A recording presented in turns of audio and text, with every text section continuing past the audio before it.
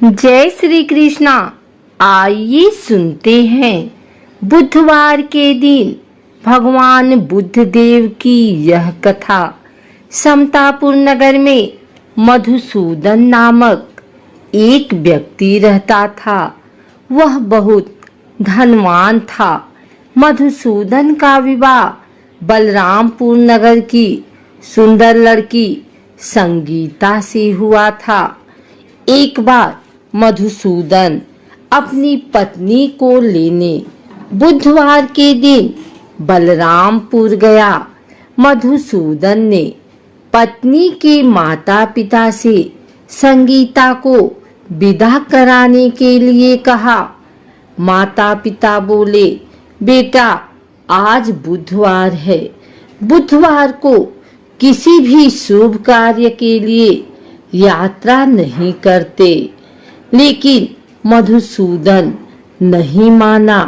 उसने ऐसी शुभ अशुभ की बातों को न मानने की बात कही।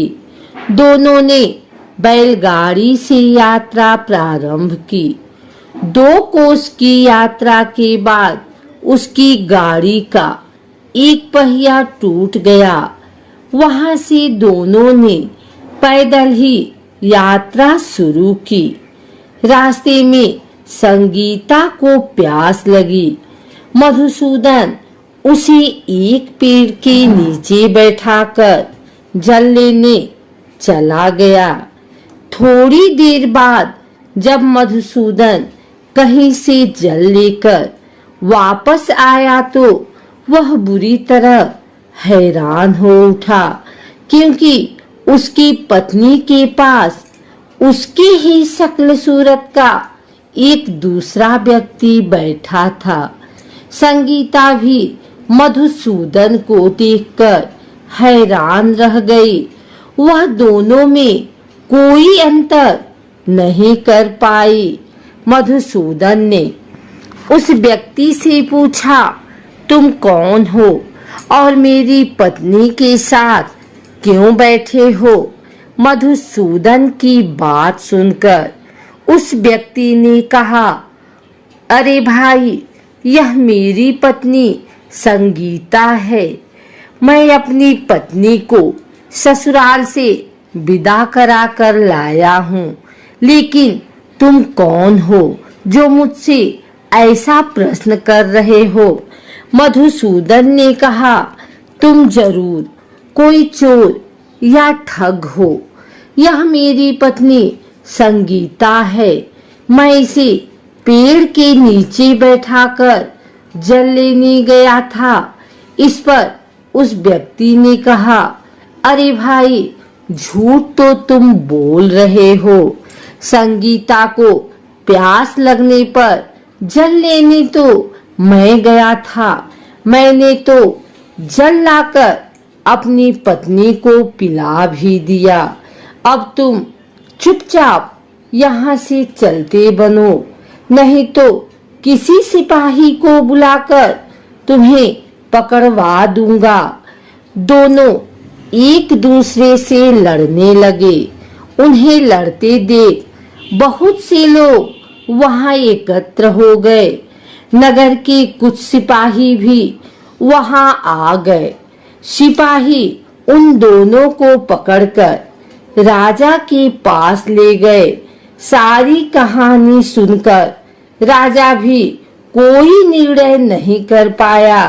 संगीता भी उन दोनों में से अपने वास्तविक पति को कहीं नहीं पहचान पा रही थी।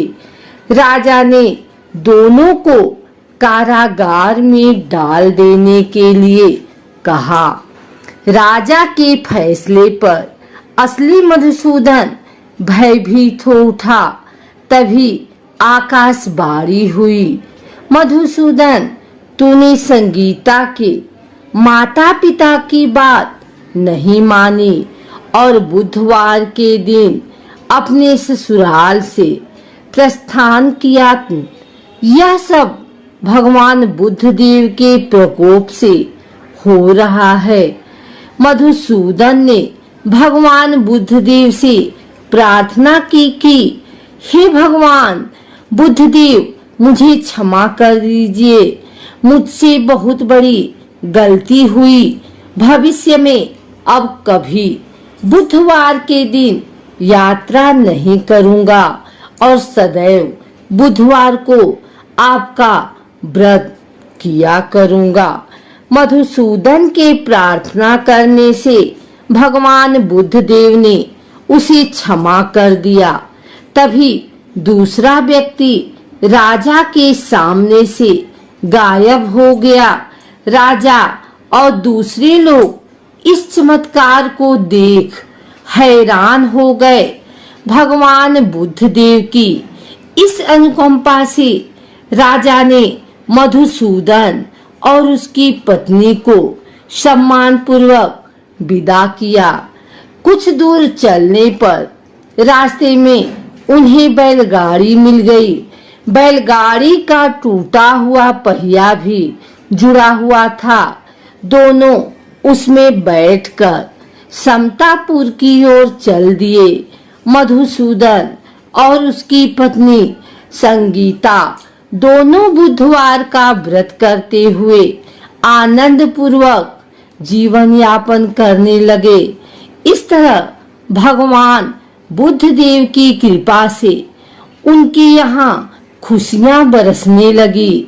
इस तरह जो स्त्री पुरुष विधिवत बुधवार का व्रत करके व्रत सुनती है, भगवान बुद्धदेव उनकी सभी मनोकामना पूर्ण करते हैं। आइए सुनते हैं बुधवार पूजन विधि।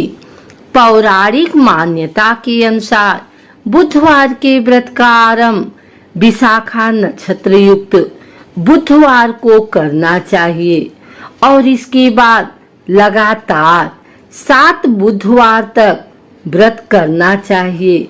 व्रत शुरू करने से पहले गणेश जी सहित 9 ग्रह पूजन करना भी जरूरी माना जाता है। व्रत के दौरान में भागवत महापुराण का पाठ भी करवाया जा सकता है।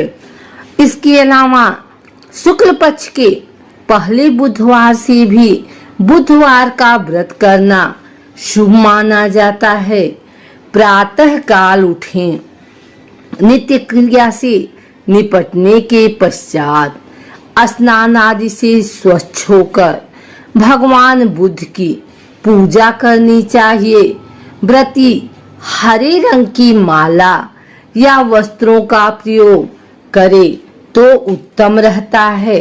यदि पूजा के लिए भगवान बुद्ध की प्रतिमा न मिले तो भगवान शिव शंकर की प्रतिमा के निकट भी पूजा की जा सकती है।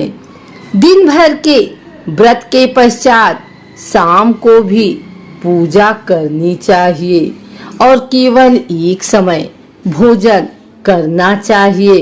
व्रत में हरे रंग के वस्त्र, फूल या सब्जी आदि दान करने चाहिए। इस दिन एक समय दही, मूंग दाल का हलवा या फिर हरी वस्तु से बनी चीजों का सेवन करना चाहिए। कहते विधि विधान से अगर इस व्रत को किया जाए तो जीवन में सुख शांति रहती है और घर धन धान्य से भरे रहते हैं। माता लक्ष्मी भी व्रती की मनोकामनाएं पूर्ण करती हैं।